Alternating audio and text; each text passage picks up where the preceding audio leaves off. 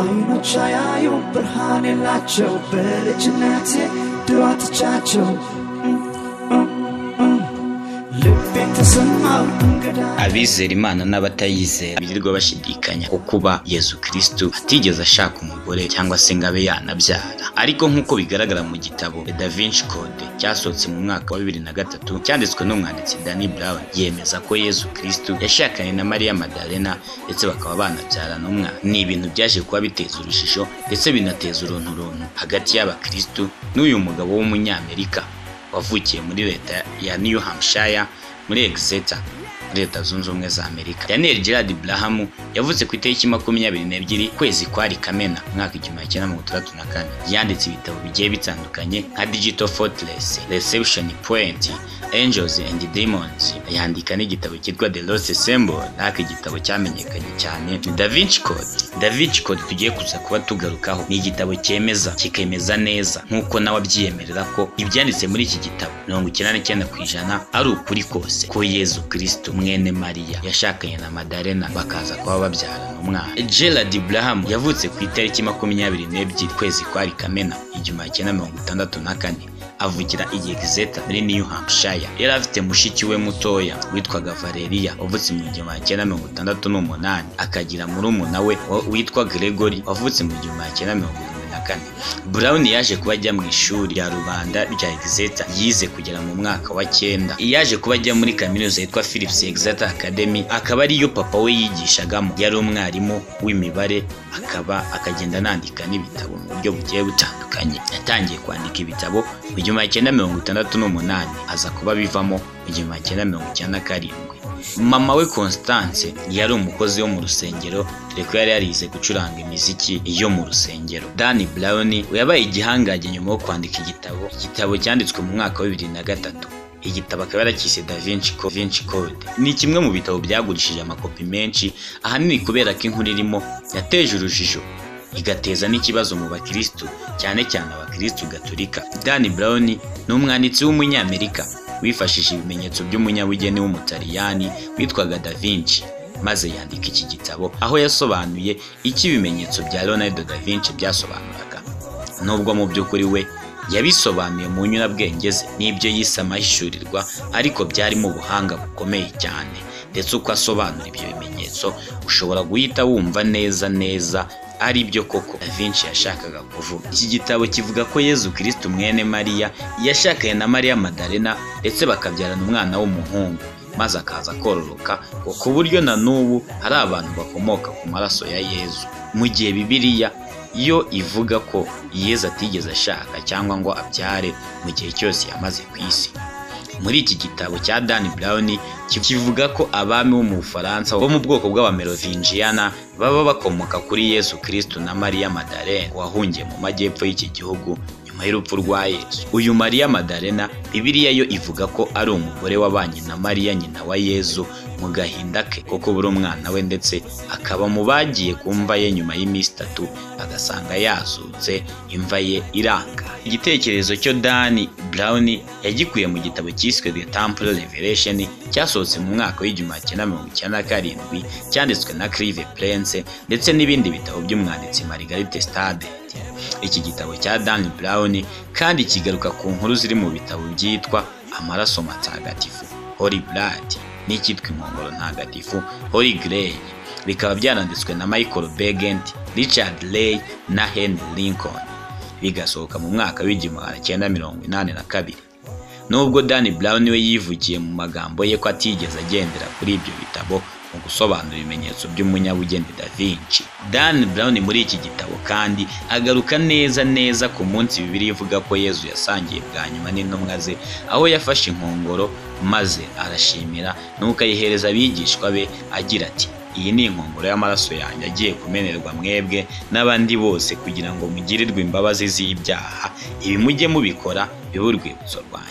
Iki gitabo kivuga ko mu bimenyetso bya Leonardo da Vinci igisobanuro cy'inkongoro cya nyacyo atari inkongoro Yesu yeretse abigishwa be, ahubwo kari umugore we Mariya Madalena. Ndetse ku mashusho akunda kugaragara mu bitabo bitandukanye bya Kiliziya Gatolika bivuga ko mu ijoro rya nyuma Yezu yari bupfira abantu, aho bamugaragaza yicaranye n'intumwa ze 12. Mu by'ukuri mu myemerere ya gikirisitu Yezu nta ntumwa n'imwe y'igitsina gore yari afite, ariko Dan Brown we yagaragaje ko uwari iburyo bwe mu gihe yasangiraga bwa nyuma na Mariya Madalena, akagaragaza ko bari bafitanye n'umubano udasanzwe kuko ngo yari yamugondeyeho ijosi nk'uko umugore wese ateta iyo yicaye iburyo bw'umugabo we. Amateka yavuga ko iyi nkongoro ntagatifu Holy Grail yabayeho bya nyabyo, ikaba ariyo Yezu yanywereyemo n'intumwa ze bwa nyuma mbere y'uko yicwa. Ndetse ngo na nyuma yo gupfa kwe umuzimu wa Yezu wazanye iyi nkongoro maze uyihereza intumwa ye Yosefu wa Arimateya, waje gukoresha iyi nkongoro ayora amaraso ya Yezu mu kumushyingura. Nyuma ngo iyi nkongoro yaje kujya yifashishwa mu gukora ibitangaza bikomeye, ndetse ikajya inarindwa cyane bikomeye n'abarinzi ba Yosefu. Mu mwaka wa 2003 ubwo yari ari kwamamaza igitabo cye, Dan Brown yabajijwe na Martin Savage niba koko ibyo yavuze mu gitabo cye yemera ko byabaye. Amubaza n'ikigera byemeraho nk'ukuri, maze agira ati ndabyemera kandi hafi ya byose.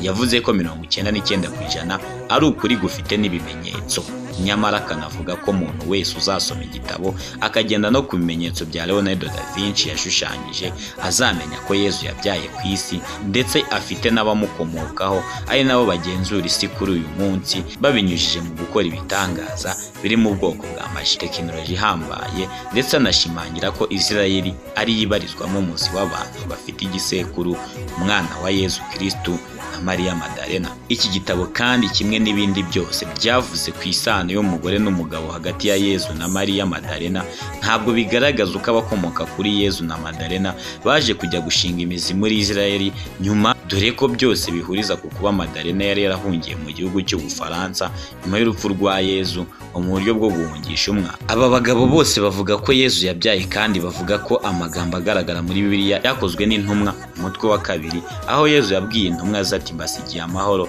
mbahaye amahoro yanjye kandi simbasize mwenyine, ahubwo mbasigiye Roho Mutagatifu Umwuka Wera ngo ababere umuyobozi. Barabihina bakavuga ko nk'uko Yezu yakundaga kuvugira mu migani, yashakaga kubabwira ko asize undi uzabacungura, umwana we na Mariya Madalena, nk'uko ngo umubyeyi wese abyara umwana uzakomeza intambwe ze, ibyo atabashije gusoza nk'umubyeyi umwana akazabisoza. Nk'uko bisanzwe bimenyereye ku muntu wese ushaka kwitambika ku ivugabutumwa rya gikirisitu, Kiliziya Gatolika ntabwo yicaye, yakoze ibishoboka byose ngo ivuguruze igitabo cya Dan Brown. Kiliziya Gatolika yashoye amafaranga arenga miliyari 16 z'amanyamerika mu kugaragaza ko igitabo cya Dan Brown gifutamye. Aya mafaranga ngo yakoreshwe mu kwandika ibindi bitabo bivuguruza The Da Vinci Code, kuzenguruka mu bitangazamakuru byo hirya no hino ku isi bavuguruza ibyo Dan Brown yavuze, ndetse no kumwifatira ku gahanga ivuga ko ari umuhanga ukwirakwiza amahame ya Satani mu isi.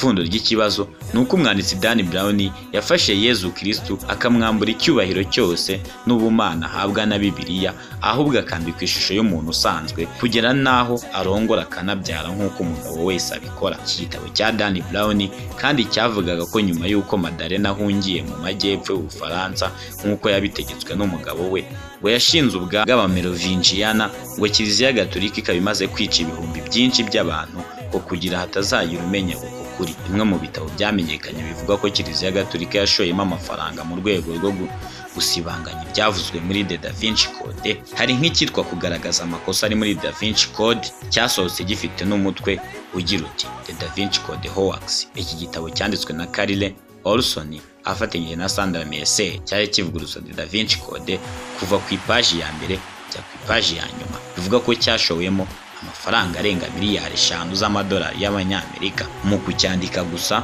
kunoza inyandiko zacyo, kigasubirwamo n'akanama kashyizweho i Roma kwa Papa kugira ngo hamenyekane neza niba buri kosa riri muri The Da Vinci Code ya Dan Brown ryari ryakosowe. Nyuma y'iki gitabo The Da Vinci Code, Dan Brown yabaye icyamamare ku buryo bukomeye, ndetse iki gitabo kimwinjiriza arenga miliyoni 400 z'amapawundi. Ndetse haje kuvugwa inkuru nyinshi z'uko uyu mugabo yahise ahabwa imbaraga na Freemasons, aho nawe ubwe yabyemeye ko bahise bamuha rugari niba ashaka kuba umwe mu banyembaraga ba mbere bakomeye ku isi bibumbiye mu muryango wa Freemason kubwo guhangara Kiliziya Gatolika nk'uko yabyemeye mu nyandiko yasohotse mu kinyamakuru Independent cyo kuwa gatatu tariki 22 Gicurasi 2013.